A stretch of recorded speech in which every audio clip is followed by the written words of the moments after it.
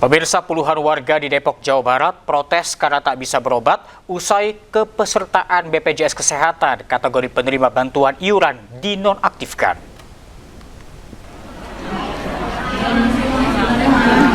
Para pasien BPJS Kesehatan PBI atau penerima bantuan iuran ini protes dan menerima penjelasan dari rumah sakit.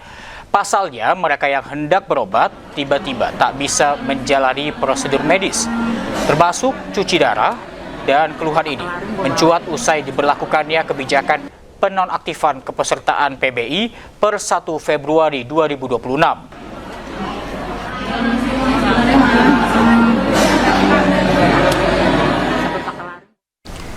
Dan untuk informasi terkini, kita telah terhubung dengan rekan Iyung Rizky di Depok, Jawa Barat. Selamat siang, Iyung. Apakah sudah ada penjelasan mengapa BPJS warga ini tiba-tiba tidak aktif? Saat ini saya sedang berada di Jawa Barat, di mana ada sekitar puluhan warga yang sedang melakukan verifikasi data untuk melakukan kembali data BPJS yang tidak aktif. Memang sebagai informasi, satu UHC atau Universal Health Coverage yang diselenggarakan pemerintah Kota Depok saat ini per 1 Februari kemarin sudah dinonaktifkan karena dinilai atau dianggap tidak tepat sasaran penerima UHC tersebut atau penerima manfaat tersebut. Jadi ada sekitar ratusan ribu warga penerima yang kemarin menerima UHC atau BPJS kelas 3 dinonaktifkan. Sementara untuk data terbaru akan dimulai diverifikasi kembali melalui kelurahan-kelurahan setempat, dan itu bisa dicek melalui web Sitpas milik di Dukcapil, di mana untuk mendapatkan ranking desil atau DTKS nilai 1 sampai 5 itu bisa mendapatkan jaminan kesehatan. Namun untuk desil 6 sampai 10 itu diharap warga untuk mendaftarkan BPJS secara mandiri seperti itu, Reza. Atas informasinya, Iyung Rizky, selamat siang, selamat bertugas kembali. Terima kasih Anda masih bersama kami di IDU Siang, pemirsa. Tabrak sejumlah pemotor, seorang pengemudi mobil diabuk di Jalan Raya Citayam, Depok. Pengemudi mobil diduga mabuk.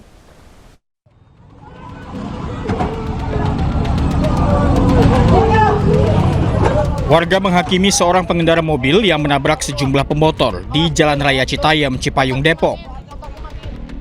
Warga merusak mobil pelaku dan memaksa pelaku keluar dari mobil.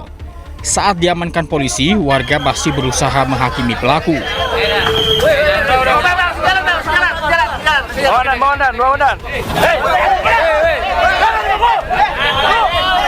Menurut salah satu saksi, mobil pelaku dari arah Depok menuju Citayam tiba-tiba oleng ke kanan hingga menabrak satu pemotor. Bukannya berhenti, mobil terus melaju hingga tabrak pemotor lainnya serta sebuah ruko. Diduga pelaku berkendara dalam kondisi mabuk. Kalau yang tadi pada megangin ini sih, warga yang megangin pelakunya itu katanya sih mabok, karena diajak ngobrolnya nggak nyambung katanya. Itu tadi sempat dikejar warga atau gimana? Sempat dikejar warga, cuman kayak mabok gitu sih, soalnya dia nggak kenceng, cuma setelah habis nabrak itu kayak lepas kendali gitu. Hilang kendali langsung hidup gas makin kenceng gitu. Dia nggak keluar dari mobilnya? Nggak keluar dari mobilnya, akhirnya dipaksa keluar sama warga. Akibat kejadian ini sejumlah pemotor terluka dan tembok ruko hancur. Pelaku sendiri dibawa ke kantor polisi untuk pemeriksaan. Dari Depok, Jawa Barat, Iyung Rizky, iNews melaporkan. Mobil yang ditumpangi suami istri dan 3 anaknya ringsek nyaris tak berbentuk akibat tertimpa truk kontainer. Suami dan 2 anaknya tewas di lokasi, sementara sang ibu dan bayinya selamat.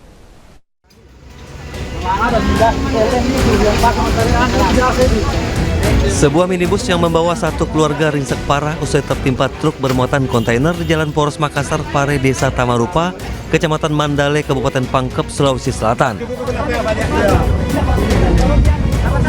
Proses evakuasi berlangsung dramatis lantaran kelima korban terjepit badan mobil yang tertimpa kontainer.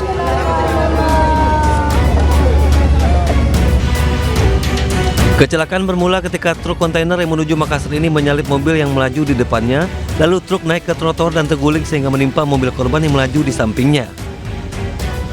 Akibat kejadian ini, 3 orang meninggal dunia yang merupakan seorang ayah serta 2 anaknya yang berusia 7 tahun dan 5 tahun. Sementara seorang ibu dan bayinya selamat.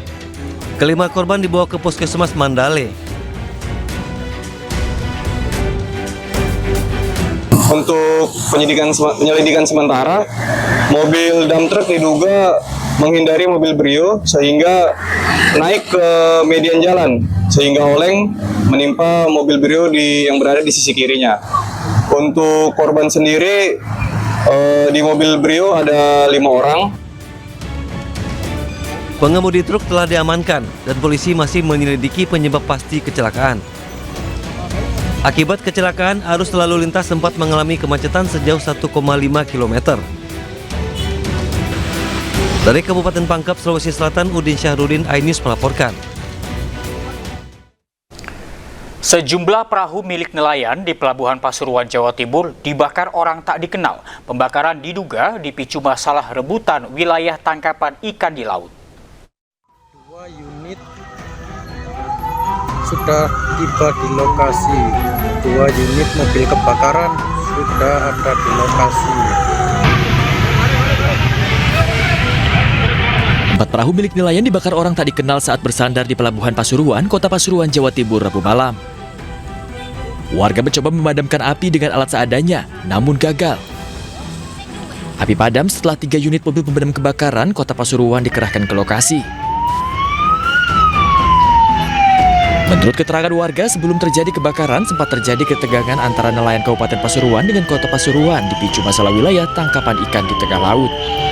Meski telah dimediasi, aksi pembakaran ini diduga untuk memperkeruh suasana. Polisi masih melakukan penyelidikan dan belum memberikan keterangan resmi terkait kasus ini. Dari Pasuruan, Jawa Timur, Jaka Samudra, iNews melaporkan. Pemirsa, Polda Metro Jaya mengirimkan undangan panggilan klarifikasi terhadap Komika Panji Pragiwaksono atas 5 laporan polisi dan 1 pengaduan atas tayangan mensrea. Surat panggilan sudah dikirim kepada Panji untuk hadir pada Jumat mendatang. Saudara PP diminta untuk diundang untuk hadir klarifikasi pada hari Jumat tanggal 6 Januari 2026 pukul 10.00 WIB. Undangan klarifikasi atas 5 laporan polisi yang ada. Untuk proses, ini kan undangan klarifikasi, karena yang dilaporkan adalah objek yang sama, sehingga penyidik berpikir untuk penghematan waktu, dipanggil secara satu waktu dalam. Dipanggil Polda Metro Jaya pada Jumat esok, Komika Panji Pragiwaksono menegaskan tidak akan menghindar. Panji berjanji akan mengikuti jalannya proses hukum yang berjalan.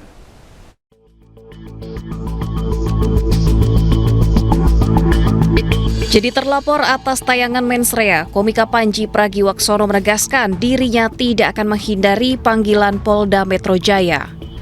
Panji berjanji akan mengikuti jalannya proses hukum yang berjalan. Panji dijadwalkan dipanggil pada Jumat 6 Februari 2026 untuk dimintai klarifikasi terkait materi tayangan stand-up komedi bertajuk Mensrea. Saya akan jalanin prosesnya saja, saya tidak akan menghindar ajakan untuk berdialog, saya tidak akan menghindar panggilan. Ketika saya dibutuhkan untuk hadir, tentu saya akan hadir, dan itulah alasan kenapa saya datang ke sini juga. Sisanya saya ngikutin prosesnya aja. Apapun yang terjadi di ujung, saya percaya itu untuk kebaikan, insya Allah. Sebelumnya, Komika Panji telah mendatangi kantor MUI untuk bersilaturahmi dan berdialog mengenai tayangan mensrea. Panji yakin dari karyanya yang bertujuan hanya untuk hiburan akan berakhir baik. Tim Liputan iNews melaporkan.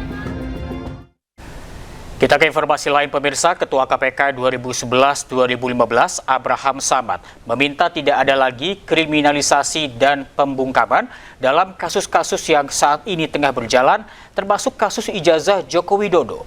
Menurut Samad, Presiden Prabowo dengan tegas menyebut menerima kritik dan tidak akan melakukan kriminalisasi. Dan berikut cuplikan program The Prime Show yang dipandu oleh rekan Diandra Mukni. Sorotan 1 tahun kebelakangan ini adalah terkait dengan kasus ijazah. Disinggung tidak dalam pertemuan? Tidak disinggung secara eksplisit, tapi kita meminta sama Pak Presiden agar supaya tidak ada orang yang dikriminalisasi dalam berbagai macam kasus, termasuk misalnya kasus ijazah itu. Tapi tidak secara eksplisit? Tidak secara eksplisit, karena kita cuma minta supaya kedepannya tidak ada lagi kasus-kasus orang dikriminalisasi. Misalnya orang membongkar kasus ijazah, itu nggak boleh dikriminalisasi, jadi tidak eksplisit. Apa saja nih Bang yang dibahas soal kasus itu tadi? Enggak ada. Jadi kita minta bahwa itu tadi tidak boleh ada lagi kriminalisasi, termasuk pembungkaman, orang bebas mengkritik, yang penting kritiknya itu konstruktif gitu ya. Dan ada yang menarik, ketika salah satu peserta, kalau nggak sama Hersubiono, itu dia menyampaikan bahwa Pak Presiden, tolong kalau kita yang kritik di luar ini pedas-pedas, tolong diterima. Pemirsa, KPK tangkap mantan pejabat Bea Cukai saat operasi tangkap tangan di Jakarta dan Lampung. Selengkapnya usai jeda.